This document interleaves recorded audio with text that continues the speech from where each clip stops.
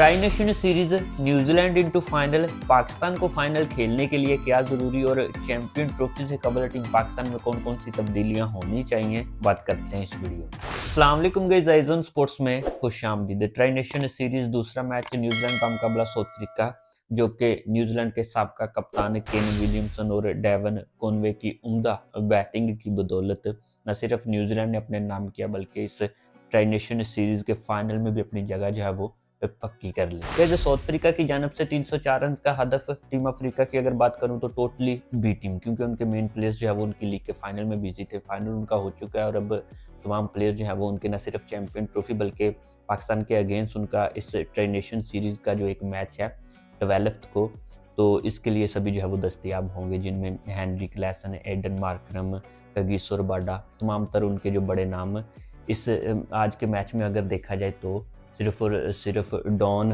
बूमा जो है वो नुमाइंदगी कर रहे थे। इसके अलावा कोई बड़ा नाम जो है वो अफ्रीका की जानब से नहीं था। पर इसके बावजूद यार दाद देनी होगी अफ्रीका की ना तजर्बाकार इस यंगस्टर्स पर मुश्तमिल बैटिंग लाइनअप को और एक नौजवान बल्लेबाज को। तो अगर देखा जाए ओपनर बल्लेबाज मैथ्यू ब्रिड्स की शायद उसका नाम है, डेब्यू में 150 रन जो है वो उसकी इनिंग खेलने वाले पहले बैटर बने। आगाज अच्छा, अंजाम खुदा जाने आउटस्टैंडिंग नॉक। भाई साहब जितनी तारीफ की जाए कम, अनफॉर्चुनेटली विनिंग कॉस्ट में नहीं आया, क्योंकि एक तरफ जैसा कि मैंने बोला कि ना तजर्बाकार जो है वो पूरी की पूरी टीम थी और इसमें बॉलिंग लाइनअप भी, और दूसरी तरफ अगर देखा जाए तो न्यूजीलैंड के साबका कप्तान केन विलियमसन और डेवन कॉनवे की आउटस्टैंडिंग बैटिंग की बदौलत जो है वो न्यूजीलैंड ने ये मैच अपने नाम किया।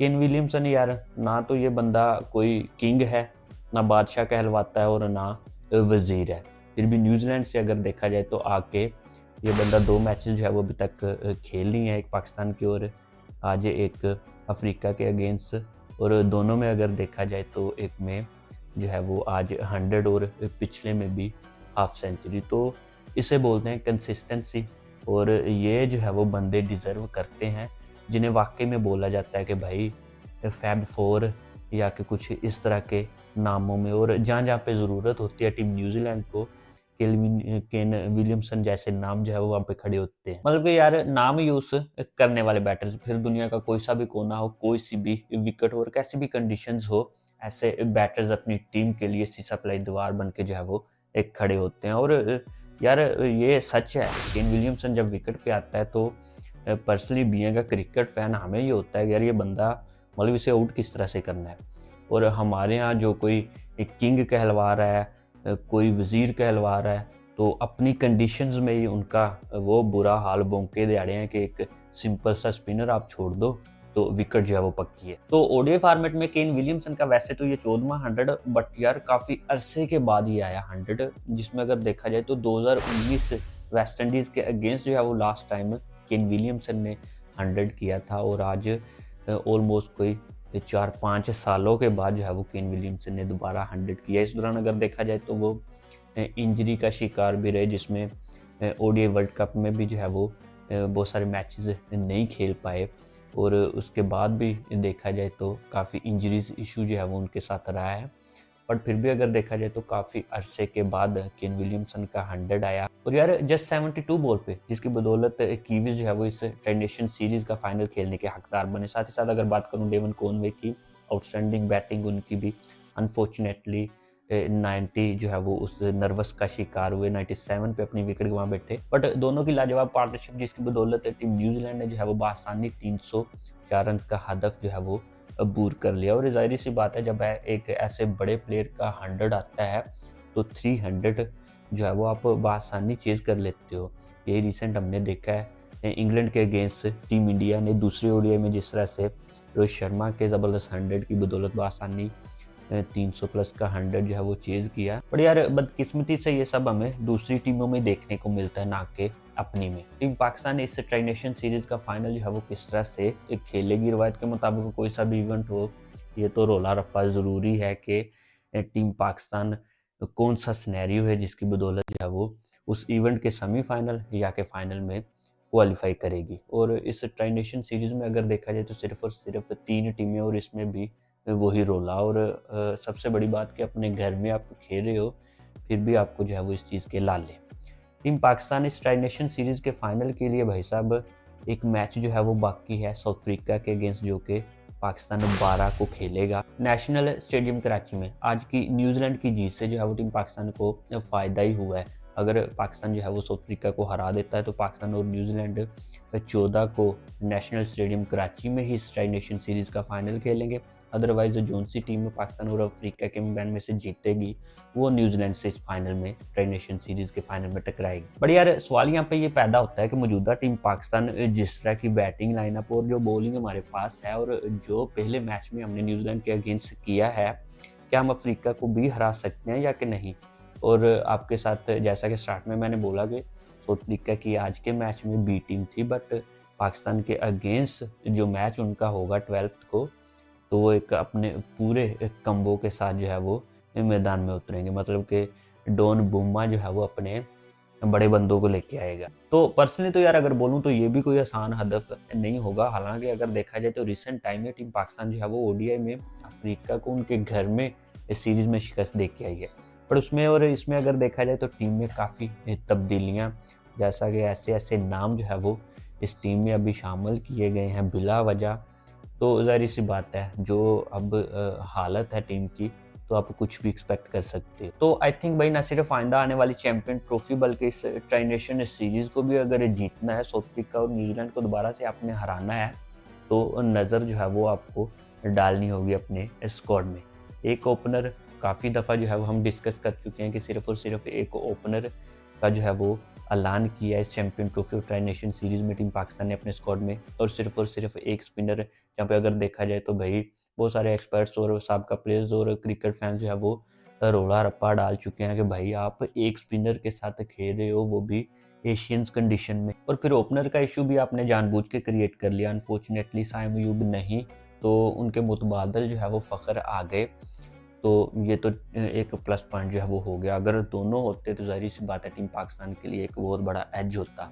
बट फ़खर ने उनकी कमी पूरी कर दी, तो आपने एक जो ना बनने वाला मसला था उन्हें एक चैंपियन ट्रॉफी से कबल ही एक बड़ा इशू बना दिया कि दूसरा ओपनर वो आपने खिला दिया लंडे का किंग, जो नंबर 2 पे नंबर 3 पे आप कहीं पे भी खिला लो चैंपियन ट्रॉफी में। जैसे जैसे मैंने पहले भी बोला है बड़े मैचेस आएंगे ये बंदा आपको मायूसी करेगा। तो भाई ज़रूरत ही नहीं थी यार ऐसा कोई ड्रामा करने की। आपके पास बैकअप ओपनर जो है वो पड़ा हुआ है इमामुल हक, जिसने रिसेंट टाइम में एशियन कंडीशन में तो बहुत ही अच्छा किया, और बाहर भी अगर देखा जाए तो सीनियर कंट्रीज में भी उस बंदे ने 100 किए हैं। तो आंखें बंद करके यार बंदा वो डिजर्व करता था फ़खर के साथ ओपनर। तो यार आई थिंक अभी भी टाइम है, आप इमाम को जो है वो बीइंग ओपनर टीम में शामिल कर सकते हो। उसके अलावा अगर देखा जाए एक ही कैटेगरी के आपके मिडिल ऑर्डर टॉप ऑर्डर तमाम के तमाम बैटर्स हैं। नंबर 4 और 5 6 पे अगर देखा जाए तो बाकी टीम्स बल्कि फ़र्स्ट ऑफ ऑल तो आप देखो कि मॉडर्न डे क्रिकेट जिस तरह की हो गई है, हर बैटर ही 7-8 तक हर टीम के पास बैटर्स हैं। उनमें से अगर देखा जाए तो तमाम में इतनी कैपेबिलिटी एबिलिटी है कि वो भाई किसी भी सिचुएशन में से मैच जो है वो निकाल सकते हैं, और हर बैटर जो है वो इतनी एबिलिटी रखता है कि ball out of the park easily फेंक सके। जबकि वहीं हमारी बैटिंग लाइनअप पे आप नज़र दौड़ाओ तो आपको एक फ़खर के अलावा इस बैटिंग लाइनअप में कोई एक बंदा आप मुझे गिनवा दो जो कि 8-10 की रिक्वायर्ड रन रेट जो है वो इजीली पूरी कर सकता हो और किसी भी टाइम छिक्का मार सकता हो। मतलब एक ही कैटेगरी के आपने बैटर्स जो है वो तमाम के तमाम रख लिए, जिसमें कामरान गुलाम, उसके अलावा अगर देखा जाए तो तैयब ताहर, आगा साहब। तो यार एक तो इमाम, दूसरा अगर देखा जाए तो अब्दुल्ला शफीक। नोडो ओपनर पे जो है वो Abdullah Shafique recent ODI matches में जो है वो फेल हुए और बुरी तरह से फेल हुए। पर यार जो बैटर्स जिसने आपको कुछ करके दिखाया हो, जिसमें कैपेबिलिटी एबिलिटी हो, तो आप जो है वो उसको मौका देते हो। रिसेंट ओडी वर्ल्ड कप में जिस तरह से अब्दुल्ला शफीक ने जो है वो बैटिंग की है ओपन पे आके, उसने मतलब उस बंदे में सभी जानते हैं कि भाई अब्दुल्ला शफीक जो है वो कितनी उसमें काबिलियत है। तो आप उसे जो है वो मिडिल ऑर्डर में खिला सकते हो यार। अगेंस्ट स्पिन अगेंस्ट पेस जो है वो अच्छी वाली बैटिंग करता है। और दूसरी तरफ अगर देखा जाए तो शुक्र है 15 में आपने रखा है, और ये भी मेहरबानी होगी आपकी अगर आप उस्मान खान को जो है वो प्लेइंग 11 में कहीं पे जगह दे दें, क्योंकि उस बंदे को भी अगर देखा जाए तो नडार है जिस तरह से वो बैटिंग करता है एग्रेसिव मूड के साथ, तो और वो भी एक अटैकिंग प्लेयर है। फिर दोनों डिपार्टमेंट स्पिनर्स के अगेंस्ट भी और पेसर्स के अगेंस्ट भी।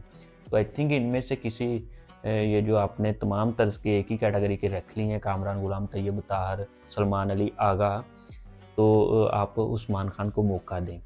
इसके अलावा अगर देखा जाए तो आप बहुत सारे जो है वो इस नाम से मुतफिक तो नहीं करें होंगे, बट पर्सनली मुझे ये लगता है कि आपको नंबर 6 पे एक दफ़ा फिर से ओडीआई फॉर्मेट में इस बड़े इवेंट में इफ्तिखार अहमद जो कि हमारे चाची हैं उनके साथ जाना चाहिए था। नो डाउट टी20 में कुछ खास उनकी कारकर्दगी नहीं रही, बट यार ओडीआई में अगर देखा जाए तो वो बंदा जो है वो अभी भी डिजर्व करता था।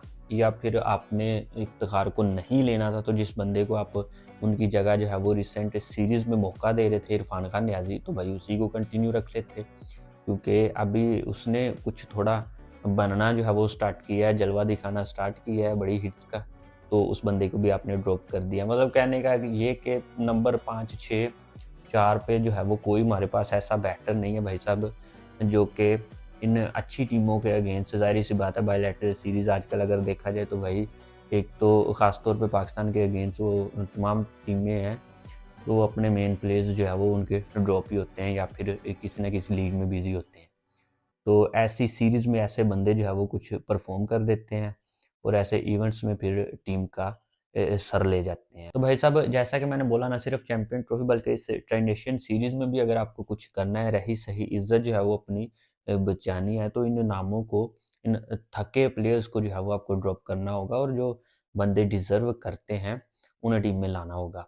आपकी नज़र में गाइज़ इस पाकिस्तानी स्क्वाड में कौन-कौन सी तब्दीलियाँ जो है वो होनी चाहिए? कमेंट सेक्शन में ज़रूर बताइएगा। इस वीडियो में यहाँ तक कि नेक्स्ट वीडियो में आऊँगा नए टॉपिक के साथ। दुआओं में याद रखिएगा। अल्लाह हाफ़िज़।